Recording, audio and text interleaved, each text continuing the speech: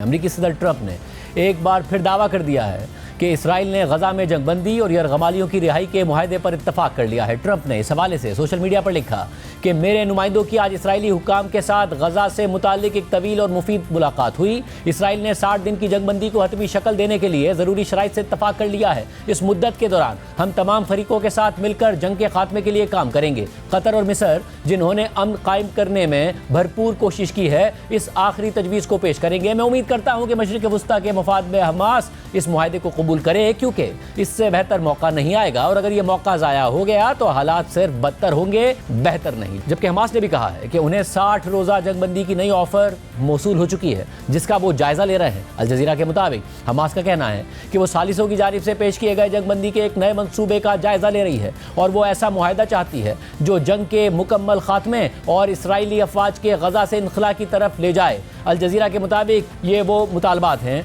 जिन्हें इसराइली वज़ीर आज़म नेतन्याहू तवील अरसे से मुस्तरद करते आए हैं। इस सारी सूरत हाल में अब इसराइली वज़ीर आज़म नेतन्याहू पर जंगबंदी के लिए दबाव में इजाफा हो गया और इसी वजह से गुज़िश्ता दिनों ये खबर सामने आई थी कि नेतन्याहू ने यरगमालियों की रिहाई को तरजीह देना शुरू कर दी है। जबकि अब इस हवाले से नेतन्याहू का बयान सामने आ गया है। टाइम्स ऑफ इसराइल ने लिखा है कि हालिया खबरों के मुताबिक नेतन्याहू ने मुमकिना मुआहदे के जरिए जंग खत्म करने और यरगमालियों को रिहा करवाने को तरजीह देना शुरू कर दी है, लेकिन वो अब भी इस बात पर जोर दे रहे हैं कि दोनों अहदाफ यानी हमास का खात्मा और यरगमालियों की वापसी मुमकिन हैं।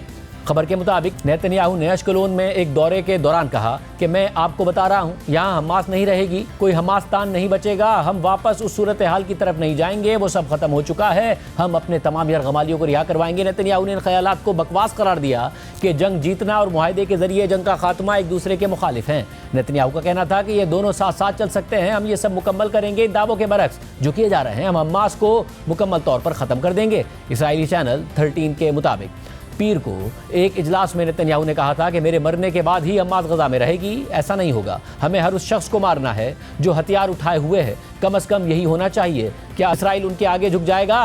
क्या हमास इसराइली फ़ौज को शिकस्त दे देगी? नेतन्याहू ने Israeli army chief general Ayal ज़ामिर को मुखातिब करते हुए कहा कि आप सियासी तज्जिया करने में अच्छे नहीं, हमास हथियार डालेगी। मैं अपना सियासी और सकाफती तज्जिया दाव पर लगा रहा हूँ। हम जीत नहीं सकते, यकीनन जीत सकते हैं। ये पेशरफ ऐसे वक्त में हुई है जब गजा में इंसानी अलमिया संगीन होता जा रहा है और आलमी सतह पर जंगबंदी के लिए दबाव बढ़ता जा रहा है और खुद ट्रंप मुसलसल जंगबंदी का कह रहे हैं, मगर गजा में इसराइली जारियत पूरी शिद्दत के साथ जारी है। पूरे गजा को मलबे के ढेर में तब्दील करने और 57,000 से ज़ायद फ़लस्तीनियों को कत्ल करने के बावजूद इसराइली जारियत रुक नहीं रही है और आज भी इसराइली फोर्सेस ने इमदाद हासिल करने की कोशिश करने वाले और इसराइली जारियत से बेघर होने वाले फ़लस्तीनियों के टेंट्स पर हमले किए हैं, जिसके नतीजे में कम से कम 43 फ़लस्तीनी शहीद हो गए हैं। और इस सूरत हाल में इसराइली वज़ीर आज़म नेतन्याहू अगले हफ्ते अमेरिका का दौरा करने जा रहे हैं, जहां ईरान इसराइल तनाज़े के अलावा गजा के हवाले से बातचीत होने जा रही है। इसके अलावा अल जज़ीरा के मुताबिक इसराइल ने कल यानी मंगल के दिन गजा में एक घर पर हमला किया, जिसमें 10 अफराद शहीद हो गए।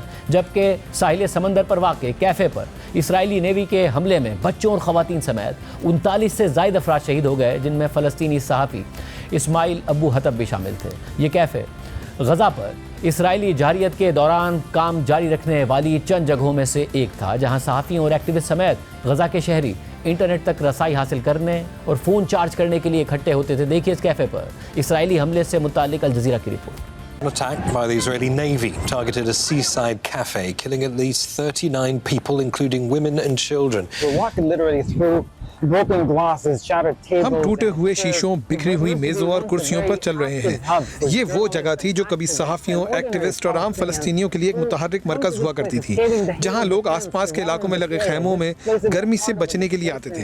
इस जगह को सिर्फ साहिल के करीब तफरीह का जरिया नहीं, बल्कि इंटरनेट कनेक्शन और बिजली के हुसूल का जरिया भी समझा जाता था। सहाफ़ी और एक्टिविस्ट यहाँ सिर्फ इसलिए आते थे ताकि वो अपना काम जारी रख सकें और जो कुछ वो तैयार कर रहे होते थे उसे अपलोड कर सकें।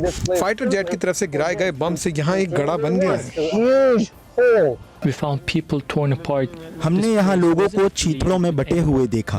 इस जगह का किसी सियासी या अस्करी गिरोह से कोई ताल्लुक नहीं था।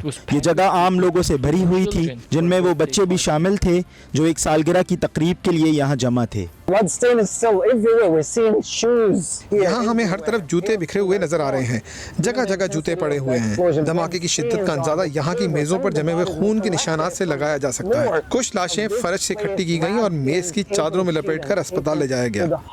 इस तरह गजा में खुराक और ज़रूरी अशिया की अदम दस्तियाबी से इंसानी अलमिया शिद्दत इख्तियार करता जा रहा है और खुराक हासिल करना और फैमिली तक पहुँचाना गजा के शहरियों के लिए मौत की वजह बन रहा है। अल जज़ीरा के मुताबिक इसराइल ने तकरीबन ऐसे 600 अफराद को शहीद कर दिया है जो गजा ह्यूमैनिटेरियन फाउंडेशन के ज़ेर इंतज़ाम मकामात से खुराक हासिल करने की कोशिश कर रहे थे और इस अक़वाम मुत्तहिदा ने फ़लस्तीनियों के लिए डेथ ट्रैप करार दिया है। अल जज़ीरा की तरफ से शेयर की गई एक वीडियो में इसी तरह का एक दर्दनाक मंजर दिखाया गया है कि कैसे गजा सिटी में कंधे पर आटे की बोरी उठाकर जाने वाला एक फ़लस्तीनी शहरी इसराइली ड्रोन हमले का निशाना बनकर शहीद हो जाता है और ड्रोन हमले की धूल छटने पर उसकी लाश नजर आती है। जबकि कल इसराइली फ़ौज ने गजा के अल-अक्सा अस्पताल को भी निशाना बनाया। इस हमले के दौरान अल जज़ीरा के रिपोर्टर तारिक अबू आज़म हमले के मकाम से सिर्फ 10 मीटर की दूरी पर थे और उन्होंने हमले के बाद की सूरत हाल बराह रास्त दिखाई। The Israeli military has just targeted Al-Aqsa, the courtyard of Al-Aqsa Hospital at the moment. This has been a huge explosion and there are people inside. The Israeli military till now did not warn this area before it was struck. And the hospital is in a state of emergency. As we can right now see, this is a makeshift tent that was struck and rescue operations are just trying to take place at the moment by several defense members.